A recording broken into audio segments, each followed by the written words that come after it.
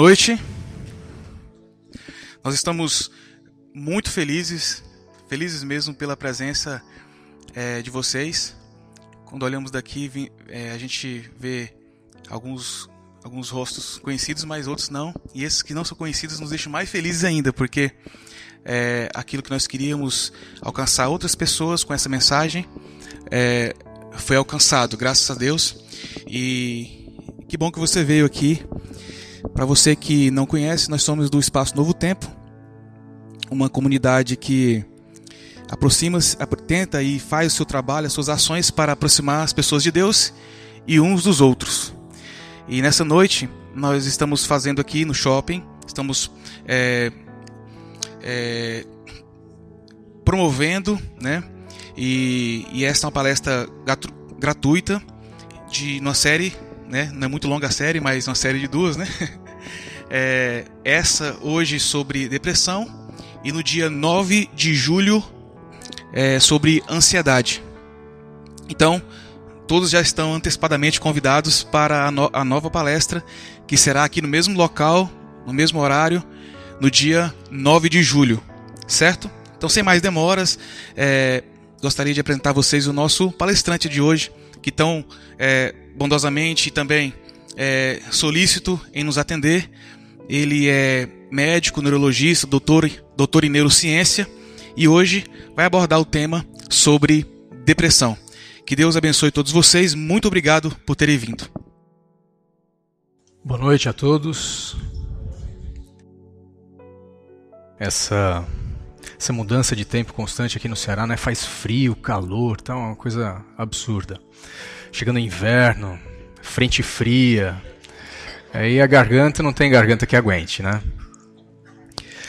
Bem, esse tema de hoje é um tema bastante familiar para mim, por vários motivos, por conta da minha profissão, por conta da minha história, e é um tema que eu não consigo deixar de abordá-lo nos meus estudos, nas minhas pesquisas, enfim, porque cada vez mais parece que isso está próximo de nós. Eu acho que a maior prova disso para nós aqui é justamente isso aqui, estarmos aqui, né, falando sobre esse assunto. Mas, ao mesmo tempo, eu vejo em alguns momentos uma dificuldade de falar sobre esse assunto. E por que isso? Porque eu não vou dizer uma dificuldade de falar sobre esse assunto. Eu acho uma necessidade grande de falar desse assunto, mas uma dificuldade, às vezes, de lidar com esse assunto. E principalmente quem tem esse problema tem essa dificuldade de lidar muitas vezes com o assunto. E por quê? Por falta de informação. Até o nosso linguajar muitas vezes nos trai. Eu não sei quantos vocês já usaram essa expressão, mas, por exemplo, você está um pouco triste, aconteceu alguma coisa que te deixou chateado, alguma coisa no teu trabalho, alguma coisa na família, e aí alguém fala contigo, aí você fala assim, porque eu estou meio deprimido hoje. Eu não sei se vocês já usaram essa expressão ou já ouviram alguém usando essa expressão. Mas isso não quer dizer que a pessoa está com doença, depressão.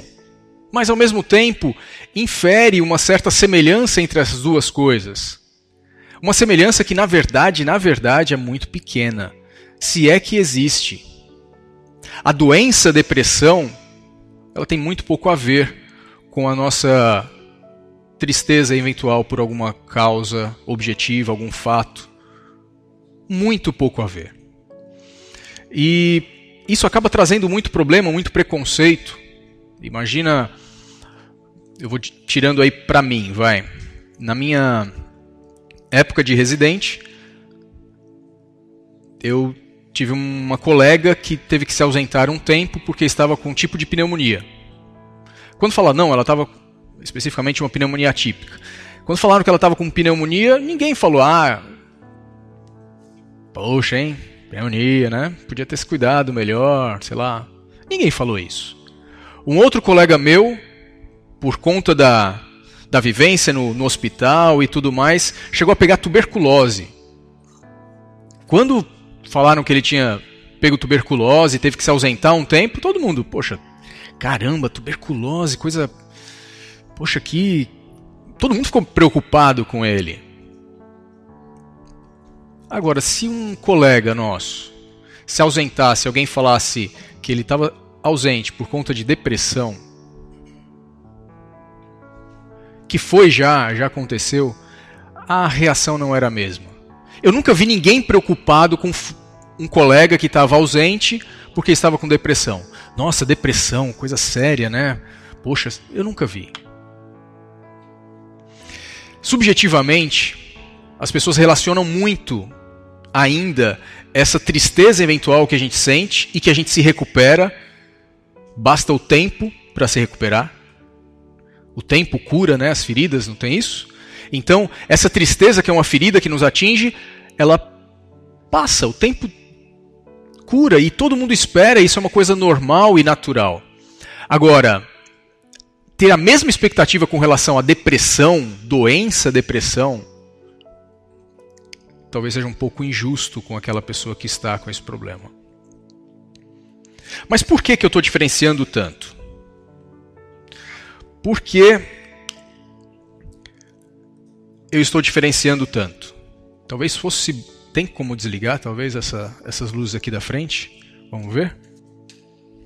Pronto.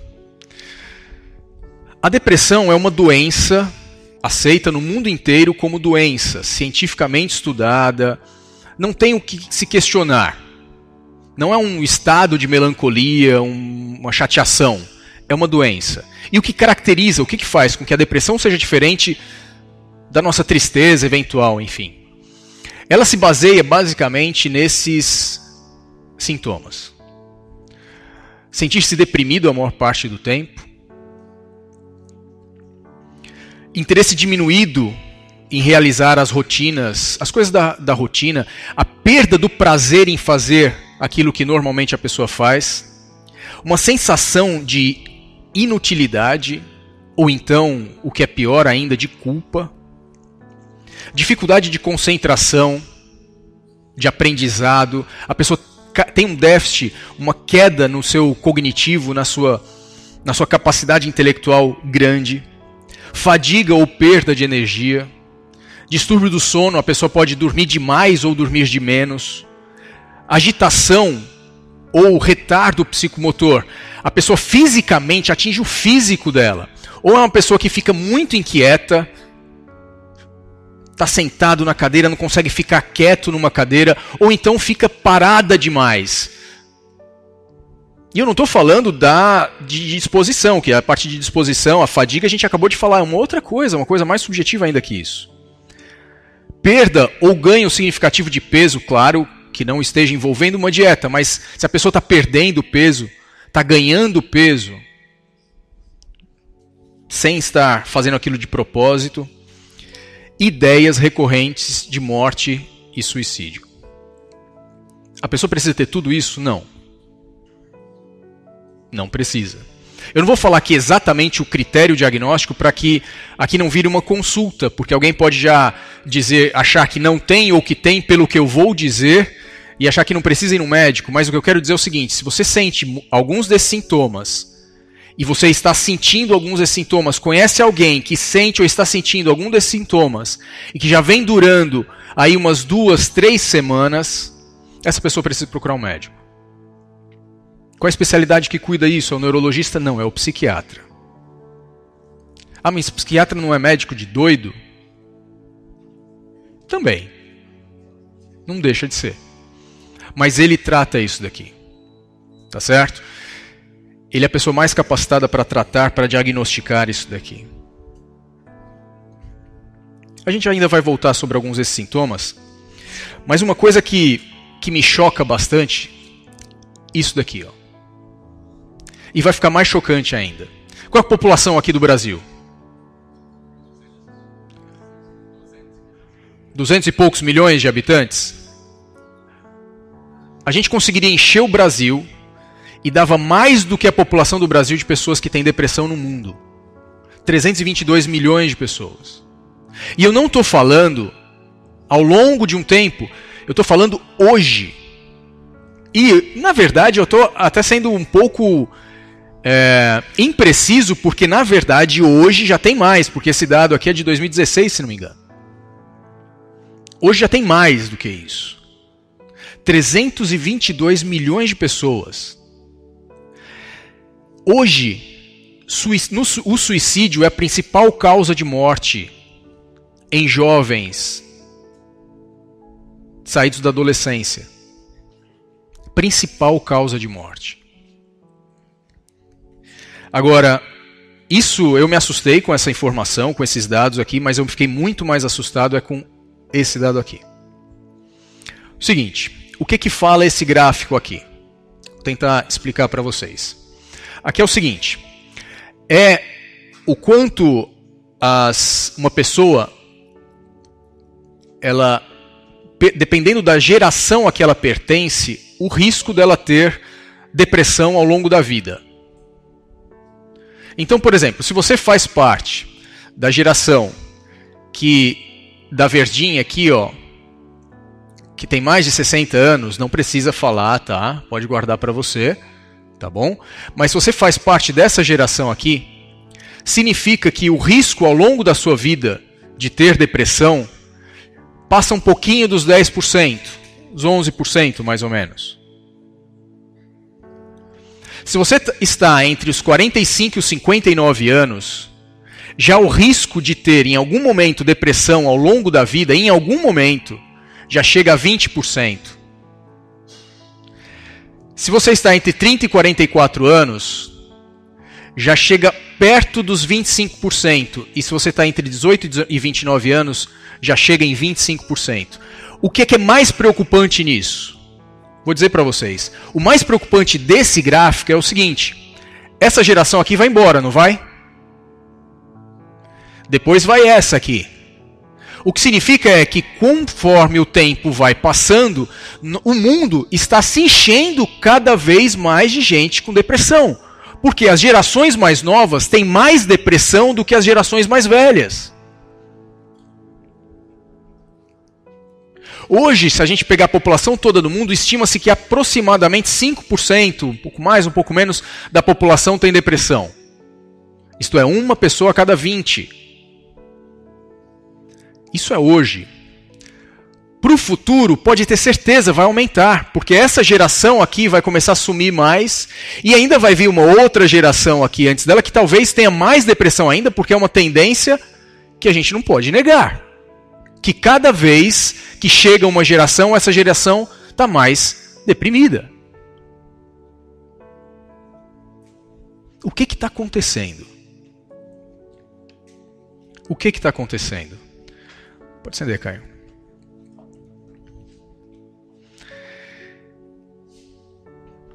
O que está acontecendo? É a sociedade, mas espera aí, não é a sociedade que fica em depressão, é o indivíduo. O que acontece no corpo desse indivíduo? A depressão é uma doença espiritual, uma doença, sei lá, do karma, não sei, não entendo direito isso, mas o que é a depressão? Eu vou dizer do que eu entendo. A depressão é uma doença do cérebro. É uma doença do cérebro. Ela se manifesta em comportamento, ela se manifesta das formas como a gente viu naqueles sintomas lá, mas ela nasce no cérebro. O cérebro é feito de células, com suas substâncias químicas, e o problema está lá. Mas que tipo de problema é esse? É um problema, quer dizer que a pessoa com depressão, se ela for fazer uma tomografia, uma ressonância, um exame de punção lombar, enfim, vai vir alguma alteração? Não. A depressão, ela acontece porque no nosso cérebro a gente tem vários circuitos. Só que esses circuitos eles têm que estar bem arranjados e combinados no seu funcionamento. Vou dar um exemplo aqui. Esse microfone aqui tem o seu circuito. A mesa de som tem o seu. A caixa de som tem o seu. Não adianta o microfone estar funcionando bem, a caixa de som funcionar bem, ou a caixa de som funcionar bem, a mesa de som funcionar bem, para estar bem. Se eu desregular um deles aqui, na combinação deles, já vai ser problema. Se eu pegasse a mesma aparelhagem e colocasse no auditório menor com a mesma regulagem, ia dar certo? Não. Se eu colocasse no auditório muito maior, ia dar certo? Também não. É o afinamento entre esses circuitos que faz com que a coisa dê certo. O nosso cérebro é do mesmo jeito. A gente precisa que os nossos circuitos estejam afinados. Os neurônios, eles se comunicam com uma rede fantástica. A gente tem quase 100 bilhões de neurônios, mais de 1 trilhão de sinapses, que são as ligações entre os neurônios.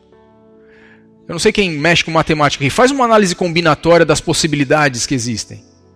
Agora imagina nessas possibilidades existentes a chance que tem de alguma coisa dar errado.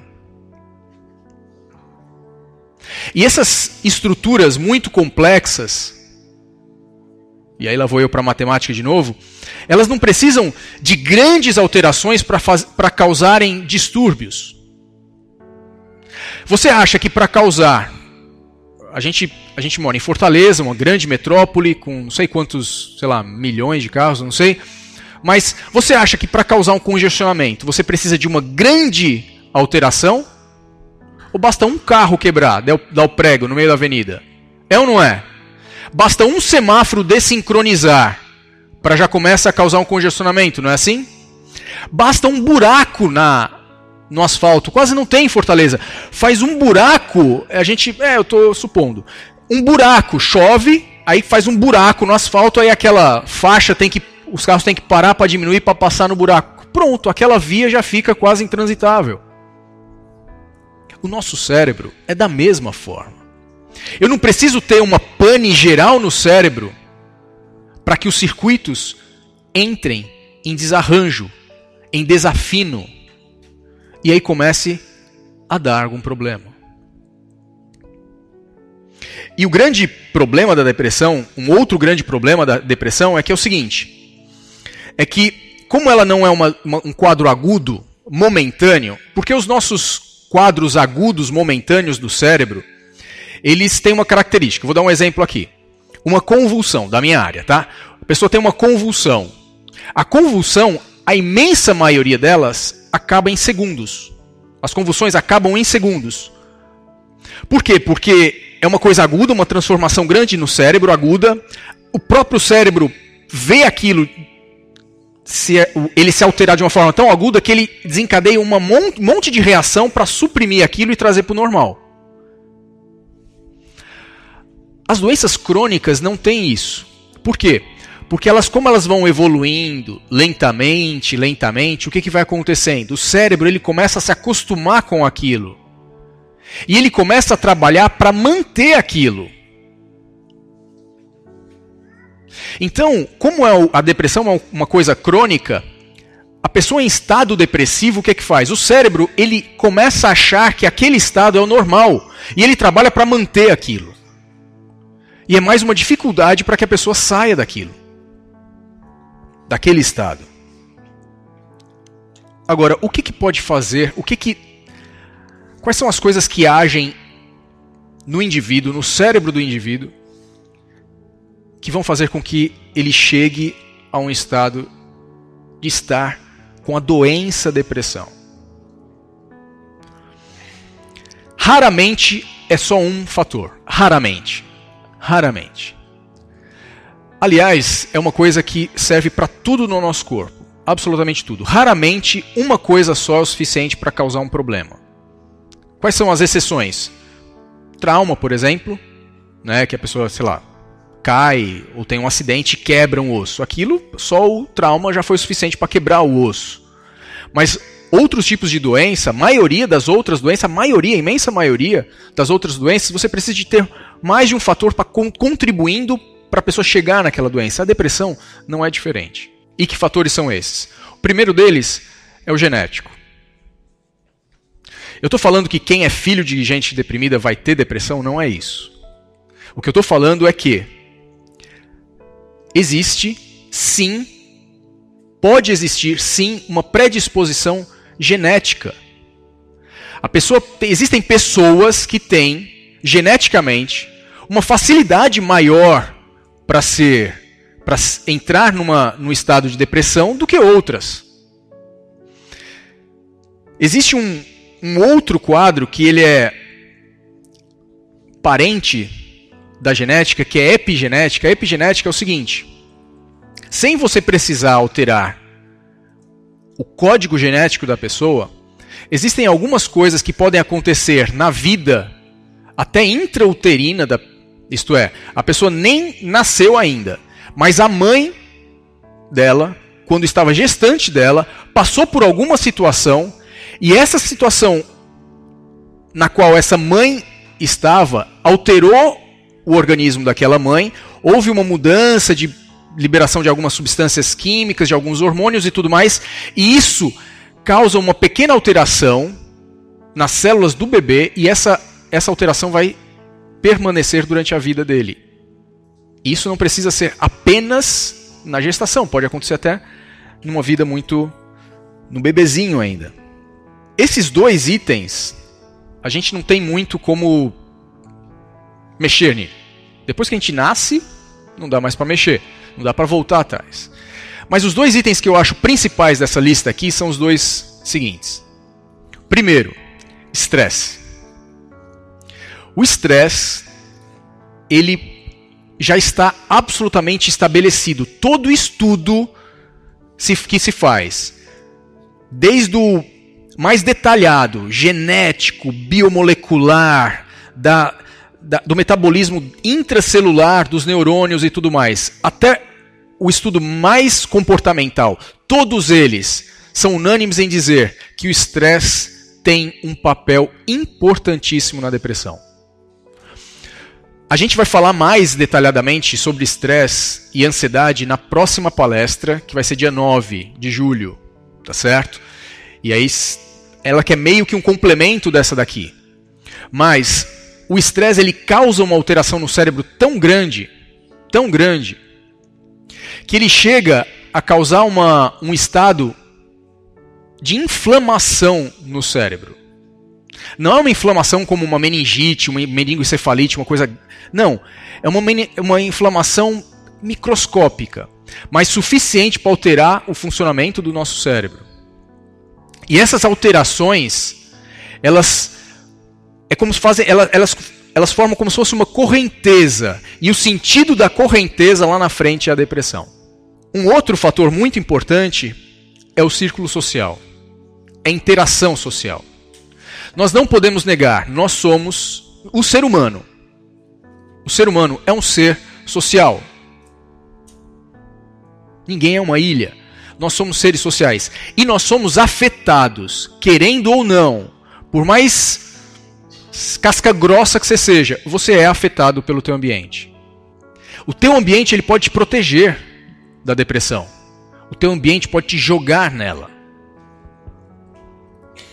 Agora, como eu falei antes, uma coisa só dessas não é o suficiente.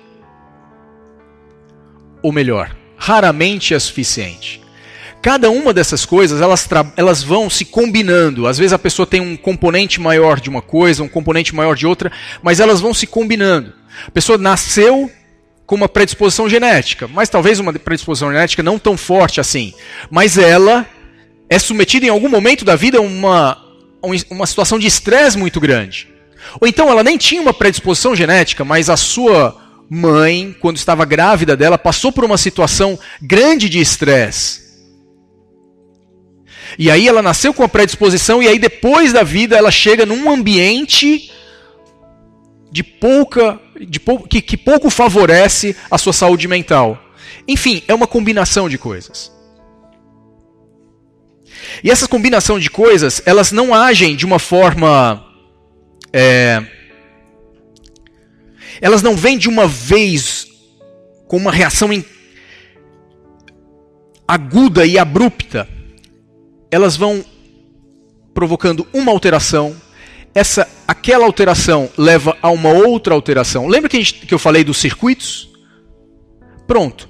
Esses circuitos, o nosso cérebro, ele é interessante. A gente tem circuito para tudo. Você tem um circuito para raiva? Tem, para sentir raiva. Você tem um circuito para sentir medo, tem um para sentir fome. Tem uns aí que, né, tem um problema com isso daí. Tem um circuito, é um curto-circuito, né? É um longo circuito. Mas enfim, a gente tem circuito para tudo. Agora, certos comportamentos nossos ativam certos circuitos. Se esse comportamento nosso for desequilibrar um circuito que é vital para gerar depressão, ele vai desencadear um outro circuito, que aí vai no outro, depois outro, e essa reação em cadeia vai levando para a depressão. Agora, uma coisa que me chama muita atenção é que esses dois últimos itens, quando você começa a estudar o que é esse estresse, o que é esse último item do círculo social, você começa a perceber que parece não. A sociedade moderna, a sociedade que foi se formando depois da Revolução Industrial, ela parece que é uma fábrica de depressão. E ela é uma fábrica que, como todas as fábricas, ela se moderniza e se aprimora. Lembra daquele gráfico que a gente viu que cada geração mais nova é mais deprimida do que... Estão lembrando daquele primeiro? Então, cada mudança da nossa sociedade parece que está se aprimorando em fabricar depressão. Vou dar um exemplo aqui. Hoje o que acontece? A gente tem talvez a área que mais evolua e cresça em todas as tecnologias é a da informação. Não sei se vocês concordam comigo. Há muito tempo atrás, eu morei em São Paulo e eu passava as férias em Fortaleza. Naquela época, quando eu pegava um avião, o voo demorava aproximadamente 3 horas. Hoje, se eu pegar um mesmo avião, Fortaleza-São Paulo, quanto tempo dura? As mesmas 3 horas. Aliás, até é um pouquinho mais longo. Hoje em dia é 3 horas e 20, porque eles fizeram algumas mudanças para economizar combustível e tudo mais e tal. Tá. Então, assim, nesse aspecto, não mudou muita coisa, não. Agora, gente, esse retângulozinho que a gente carrega com a gente, o que é isso? Eu sou da época que eu andava em São Paulo com um guia da cidade. O guia de São Paulo é um troço dessa grossura aqui. Então, quando eu queria ir para todo mundo tinha um guia dentro do carro. Todo mundo que mora em São Paulo tinha que ter um guia desse. Dessa grossura, não estou exagerando não, é dessa grossura mesmo. Com os mapas e tal. Hoje em dia eu preciso disso. Antigamente tinha um negócio chamado agenda, que você anotava os telefones. E a agenda ficava velha, você comprava uma nova e passava um tempão copiando os telefones. E a agenda era rabiscada, porque o infeliz trocava de telefone, aí você ia lá, tinha que rabiscar tal, e mudar o telefone. Agora, o mais fantástico é, vocês lembram que a gente sabia muitos números de cor? Vocês lembram disso? Tinha gente que se exibia. Eu sei lá, 30 números de cor, sei de fulano. Hoje em dia, quantos aqui já esqueceram o próprio telefone? Não, eu pergunto, qual é o teu telefone? Você nunca ligou para você, né? Você não liga para você e quando alguém te pergunta, você compartilha o contato, né, no WhatsApp. Pega aí. Qual é meu número? Não é assim? E aí máquina fotográfica. Eu não vou mais comprar não. Eu era fã de máquina fotográfica, não vou mais comprar não. E aí daqui a pouco você não tem mais nada, né? Você é o seu telefone, o smartphone. Mas em que ponto que eu quero chegar? É que a informação é uma enxurrada de informação. Só que essa informação, no lugar de te deixar tranquilo, ela começa a te estressar. Como é que você lida com tanta informação assim? Você não dá conta. Todas as pessoas queridas no mundo estão postando a vida delas, você quer saber o que está acontecendo com o teu fulano e ao mesmo tempo você tem que ver o artigo que o professor de neuro passou lá, que você tem que ler, tal, não sei o que. Ao mesmo tempo você tem que ver... Como é que dá conta? Antigamente, quando você ia viajar para um lugar, você comprava a passagem, ligava para o hotel e marcava e comprava uma revista, né, na banca da cidade que você ia. Tipo, turismo e não sei o que, viagem e turismo. Aí comprava o negócio que era de Roma. Hoje em dia, você fica louco, porque tem 1000 blogs de gente brasileiro que mora em Roma e que está publicando 1000 coisas, aí você vai escolher onde você vai ficar, você não sabe se vai para o Airbnb, se vai para um negócio que... É engraçado, a gente está se estressando com coisa que deveria ser boa para nós. Agora, se as coisas boas estão nos estressando, agora imagina as outras. Porque o que é ruim se aprimorou também, se modernizou também, né? Antigamente você dependia do guardinha para te multar. Hoje em dia, você nem sabe quem vai xingar. Mas o fato é que a nossa vida está cada vez mais estressante. E o mais absurdo que eu vejo é que é o seguinte: como é que essas coisas nos estressam tanto, se hoje em dia a nossa sociedade que é baseada no consumo, ela é feita justamente para nos satisfazer? Você já parou para pensar nisso? O que gira a sociedade? A nossa sociedade capitalista, o que gira a sociedade é o dinheiro. E o dinheiro, o que mais se mexe com o dinheiro é para quê? Não é para satisfazer a nós mesmos? Não é isso que se vende quando você liga a propaganda de televisão? Tem propaganda lá de coisa, sei lá, altruísta, de campanha. Não, você vai ver lá é para vender coisas. E uma sociedade onde tudo aparentemente está lá para me deixar feliz, está me deixando deprimido. Está te deixando deprimido. Vendo todos esses problemas, você pode perguntar: tá, Christian, tá, eu estou ficando deprimido. E o que a gente vai fazer? O que a gente pode fazer? Qual é o tratamento? Qual é a solução? E eu vou te dizer: não tem. Não tem uma solução. Existem pedaços de solução. Você tem que montar a solução. Assim como um quebra-cabeças, você precisa montar a solução. Você não vai ter a solução pronta. Não é um comprimido que vai te dar a solução. Sinto muito te dizer isso. Não é. Lembra que a gente está vendo aqui, são 4 fatores. A depressão, ela se constrói em você.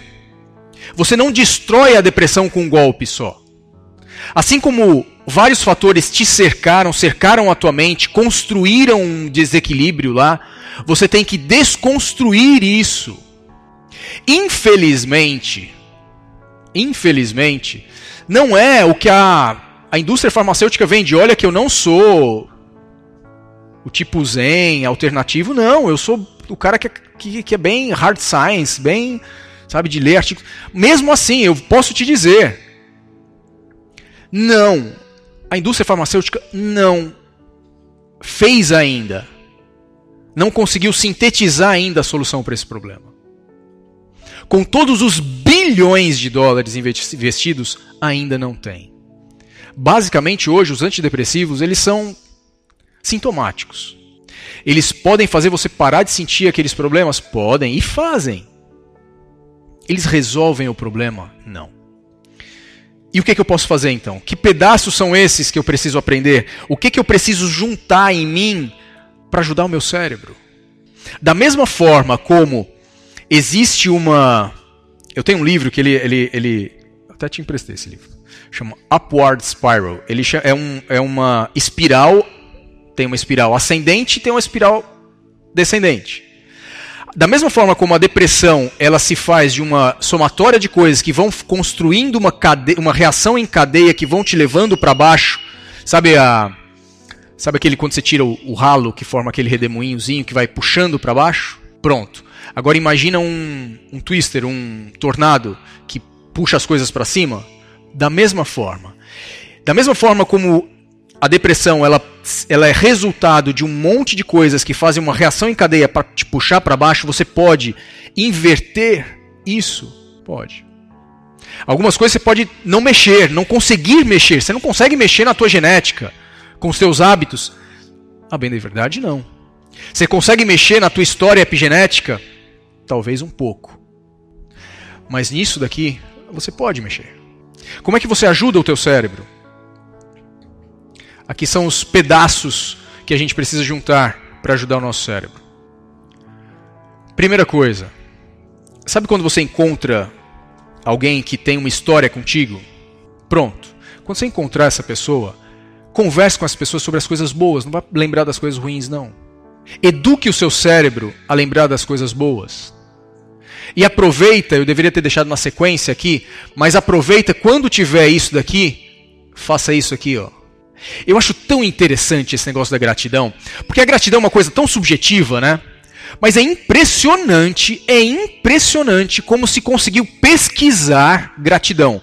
Colocaram as pessoas dentro de uma máquina de ressonância nuclear magnética funcional, um negócio monstruoso, uma tecnologia absurda, e conseguiram medir o benefício desse negócio aqui. E descobriram que ser grato é uma das coisas que faz um dos maiores benefícios para o nosso cérebro. Fantástico isso. Eu acho fantástico isso, porque ser grato é uma coisa que eu não preciso ir para lugar nenhum, comprar nada. É uma coisa de lembrar das coisas boas da vida. Outra coisa, isso aqui precisa de disciplina. Atenção no que você pode controlar. E aí vem um pouquinho do assunto da próxima palestra. Mas é o quê? O que é isso que eu quero dizer com isso? Não gasta tempo com aquilo que você não controla. Não gaste os seus neurônios com aquilo que você não tem domínio. Não tem o menor domínio. Sua filha, adolescente, não vou passar por isso. Eu não vou. Sua filha, adolescente, saiu à noite. Aí você fica lá. Não dorme, fica pensando, né? Imaginando. Não, né? Não adianta. Você se concentrar, você não vai conseguir controlá-la à distância. Controle remoto. Eu vou pensar, vou me concentrar. Não vai. Não vai. Atenção no que você pode controlar. Outra coisa. Você é humano. Você é humano. Garanta a si mesmo o direito de errar. Não deixe ninguém, absolutamente ninguém, te roubar esse direito. Mas eu fiz uma besteira muito grande. Já fez. Eu vou te contar um segredo. Deus já te perdoou. Você precisa se perdoar e bola pra frente. Agora que importa. Agora. Você só tem sob sua influência, seu poder, o agora. Você não tem como mudar o amanhã agora. Você tem como fazer alguma coisa agora. Você não tem como. Não dá. Agora, você faz agora. E tem como voltar no passado? Também não tem. Então acabou. O que você tem sobre o teu domínio é agora. Seja grato, já falei. Abrace. Outra coisa fantástica. Eu gosto muito de estudar neurociência, justamente isso, porque ela consegue estudar uma coisa que é... Sabe-se que o toque mexe com a gente. Então, por exemplo, o jogador faz um gol, marca uma cesta, os caras vão lá, se abraçam. Tem tudo a ver aquilo ali. É intuitivo, mas tem tudo a ver. Aquilo faz bem. Aquilo multiplica o bem-estar que eles estão sentindo. Se eles só comemorassem longe um do outro, um jogador marrento, tal, quer sair, só assim, não aproveita 100%. Abrace, toque, deixe que te toquem, te façam carinho, demonstre o que você sente pelas pessoas. Com limites, por favor. Eu ouvi um negócio lá na palestra, gente. Não, eu não tenho nada a ver com isso. Sono. Tem a ver com o estresse lá, né? Hoje tem tanta coisa para você cuidar que você vai perdendo sono, né? Começa a ver o WhatsApp, Facebook e lá se vão 3 horas de sono. Paulinha nunca fez isso, pela cara que ela fez ali, nunca aconteceu com a Paulinha não. Nem com vocês, nenhum de vocês. Sono, gente, é importante. Teu cérebro precisa muito disso daqui. Sabe por quê? Durante o sono ele apaga as memórias ruins, as coisas ruins que você não precisa lembrar.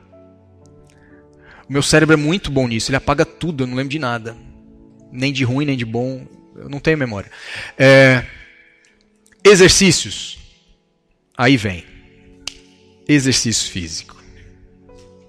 Gente, se algum laboratório conseguisse pegar o benefício da atividade física e colocasse num comprimido, se eu conseguisse fazer isso, eu ganhava um Nobel, certeza. Eu ganhava de todos os Nobel. Eu ganhava de literatura, da paz, ganhava tudo. Medicina, física, tudo. Eu ganhava todos. Eu ia ser eleito o imperador do universo. É sério. O que as pessoas não entendem é uma frase que eu falo para alguns aqui, já me ouviram falar essa frase. O seguinte, quando você faz atividade física, você não tem que pensar assim, ó como é que é o pensamento errado. Eu preciso fazer atividade física para melhorar de vida. Para ter uma qualidade de vida melhor. Tá errado esse pensamento. Tá errado. Como? Tá errado? Tá. Assim como você não pensa assim, você tem um filho e vai colocá-lo na escola para ele ter uma melhor qualidade de vida. Ninguém pensa assim. Hoje em dia, alguém ser alfabetizado, seu filho ser alfabetizado, é o mínimo. Ninguém nem pensa que isso é um benefício. É básico. É básico. É automático. Por quê? Você não faz para que ele tenha um benefício. Você faz porque se ele não fizer aquilo, ele vai ter um prejuízo gigantesco. Ele vai ser um pária na sociedade. Atividade física, a mesma coisa, você tem que pensar assim. Se eu não fizer atividade física, eu vou ficar doente. Ou alguém come. Ah, não, eu vou comer. Eu como porque... Gente, você come porque você precisa. O que você come é pro teu prazer. Aí pode ser. Mas você come porque você precisa. Tanto é que, se eu pudesse escolher, eu não comia. Só pipoca. Mas eu não consigo. Não adianta, eu não posso eliminar. Não, eu não vou comer porque eu não tenho tempo. Não dá. Não dá pra você fazer isso. A gente come porque a gente precisa. Atividade física tem que ser assim na sua mente. Se eu não fizer atividade física, eu vou ficar doente. E aí, quando ficar doente e não fizer atividade física, não reclama. Você que escolheu. Atividade física. Eu vou dar um exemplo para vocês. Existe uma medicação, um antidepressivo super tradicional, prescrito por muitos psiquiatras, um antidepressivo bom, chamado sertralina. Eles pegaram 2 grupos de pessoas deprimidas, uma ficou tomando sertralina e não fazia atividade física. A outra fazia atividade física e não tomava sertralina. E foram ver quais grupos tiveram melhor desempenho, não. Quem melhorou mais? Qual grupo melhorou mais da depressão? A atividade física. E eu não duvido nada que eles fizerem com os outros antidepressivos, vai dar na mesma. Boa alimentação. Eita, nós. E a gente falando isso dentro do shopping, né? Que o pessoal lá da organização do shopping não me ouça. Boa alimentação. O que é boa alimentação? Quanto menos alimento processado, melhor. Quanto menos alimento processado... O que é alimento processado? Aquilo que vem em embalagem. Quanto menos alimento processado, melhor. Quanto menos carne vermelha, melhor. A carne mais saudável é a de peixe. Alimentação, a dieta mediterrânea. Se você quer saber como é que é, procura no Google dieta mediterrânea. Então, muitos vegetais, não processados. Né? Batata frita não, tá? Ah, vegetal, batata frita, não. Pringles, não.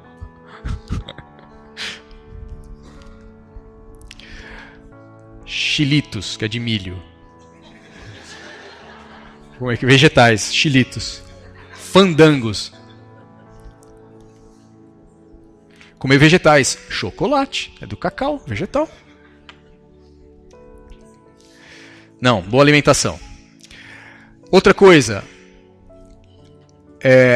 organize-se, coloque suas metas.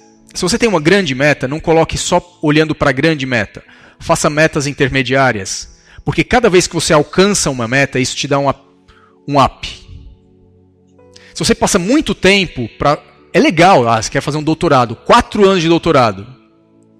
Legal, vai ser uma alegria maravilhosa quando você acabar. A do Breno lá, tal. Mas tem que botar umas no meio ali. Porque senão, esperar 4 anos para ficar feliz, haja, né? Isso daqui, ó. Apoio de quem está perto. A cura não é sozinho. A cura passa pelas pessoas que te amam.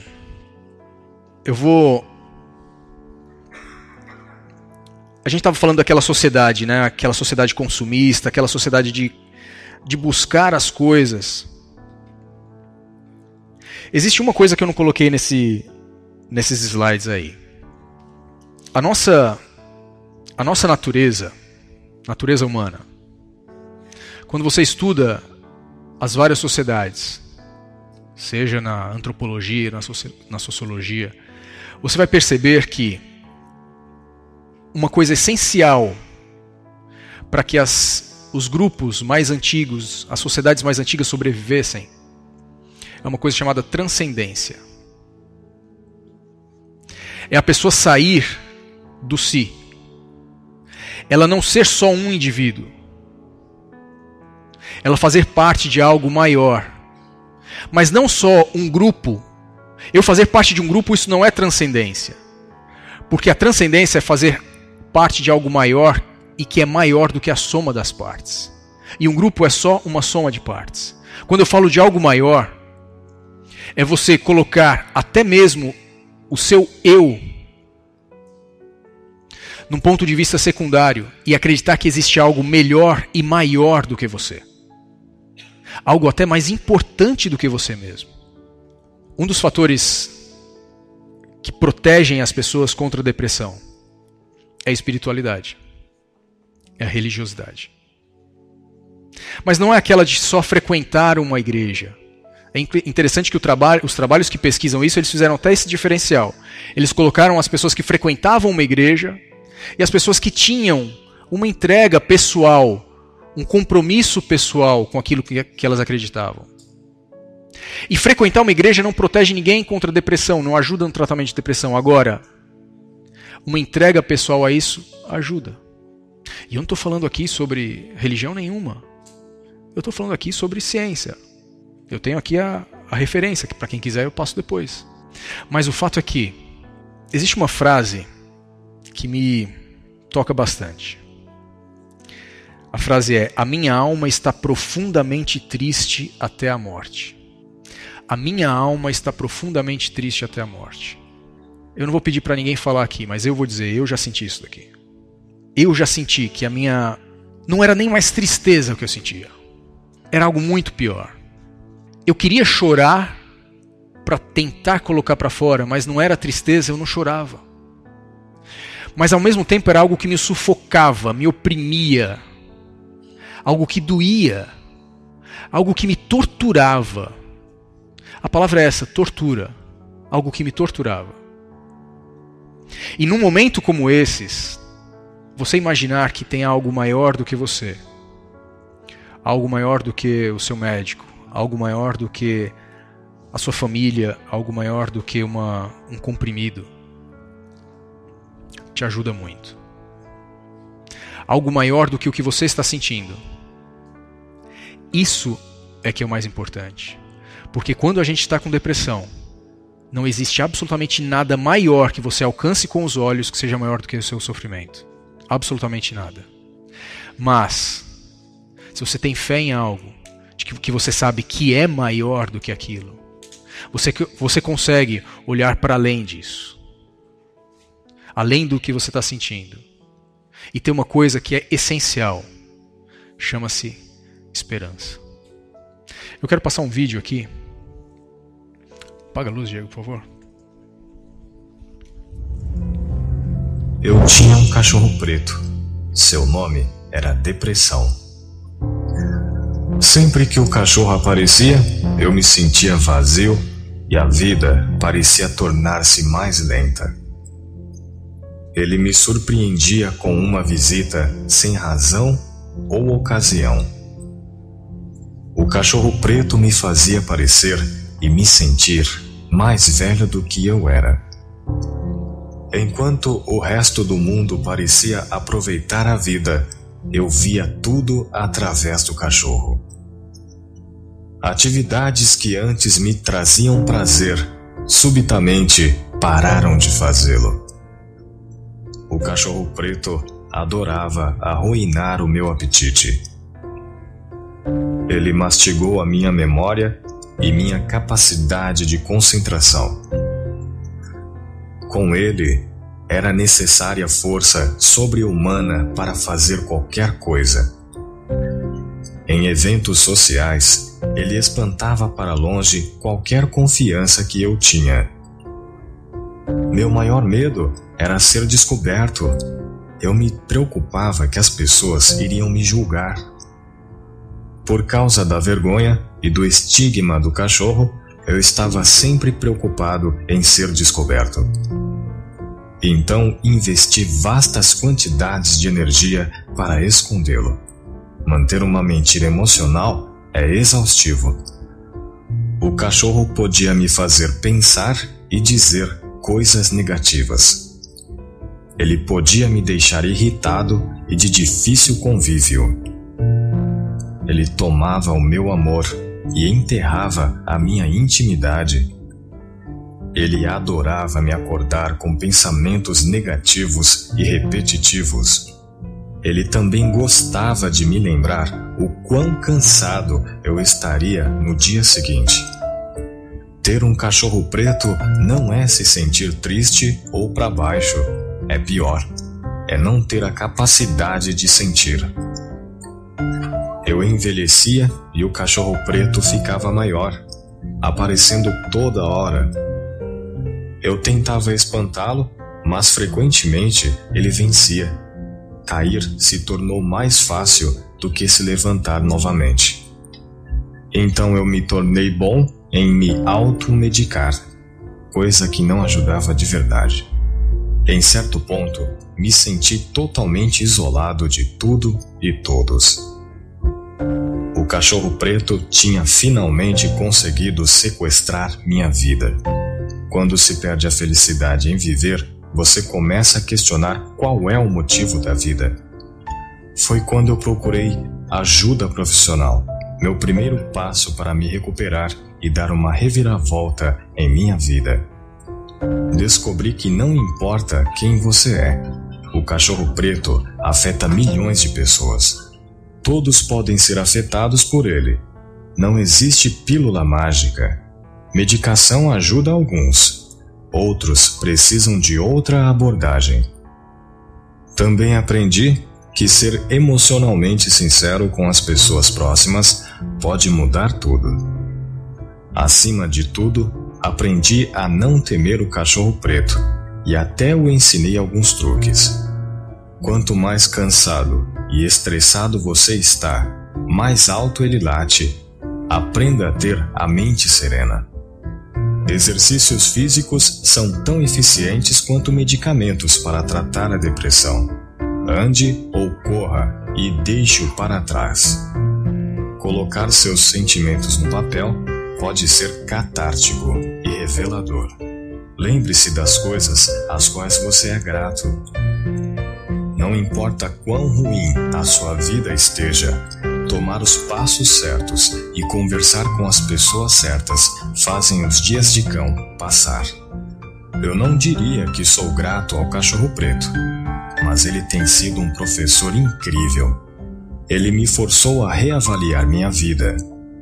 Aprendi que, ao contrário de correr dos meus problemas, devo abraçá-los.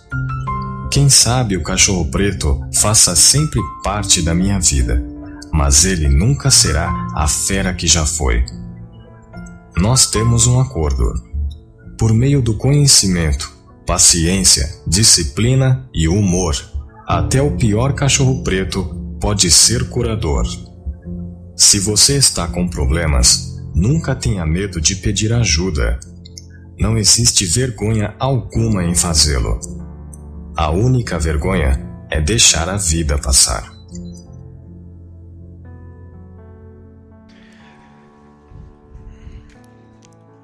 Uma parte que me toca bastante nesse vídeo é que no finalzinho ele fala que em alguns casos você tem que aprender a conviver com ele. Ele fala que ele não pode dizer que ele é grato ao cachorro preto, mas que ele aprendeu muito com ele. Eu tenho depressão crônica.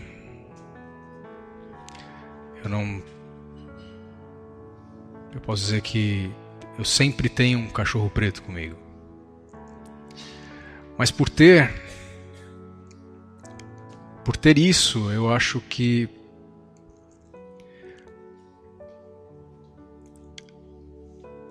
eu aprendi muitas coisas e hoje eu estou dividindo aqui com vocês. E esse ato de dividir aqui com vocês foi algo que eu aprendi. Eu aprendi justamente quando eu estava falando sobre transcendência. Eu aprendi que eu faço parte de algo muito maior. Eu aprendi que eu tenho alguém muito maior cuidando de mim. Eu aprendi que esse alguém muito maior que cuida de mim colocou pessoas extremamente carinhosas e cuidadosas ao meu redor para cuidar de mim também. Eu falo da minha família, em primeiro lugar. Mas eu falo dos meus amigos, muitos desses que estão com uma camiseta igual aqui que vocês estão vendo hoje. Eles ajudam a cuidar de mim. Então essa transcendência me trouxe isso. Me trouxe a certeza de que tem algo muito maior do que eu cuidando de mim, alguém muito maior do que eu cuidando de mim. E que essa mesma pessoa colocou muitas outras pessoas para cuidar de mim. E isso fez com que me moveu a também querer cuidar de outras pessoas, a ajudar outras pessoas. Isso o nosso mundo moderno não ensina. Sabe qual foi a pessoa que falou aquela frase? A minha alma está profundamente triste até a morte. Foi um homem chamado Jesus Cristo. Eu sei que Ele sabe o que eu sinto quando eu estou muito mal. Quando eu estou muito triste e angustiado. E é muito bom saber que Ele sabe isso. Isso que eu estou falando agora já não é mais o neurocientista, é o Christian, o paciente. Não é mais o médico. Mas o que eu posso dizer para vocês é que não existe nada mais reconfortante do que mesmo numa situação tão aparentemente desesperadora como você ter uma doença crônica como essa. E não são todos, note bem, vou tranquilizar alguns, não são todos que têm depressão crônica, alguns têm, fazem o tratamento e ficam bons.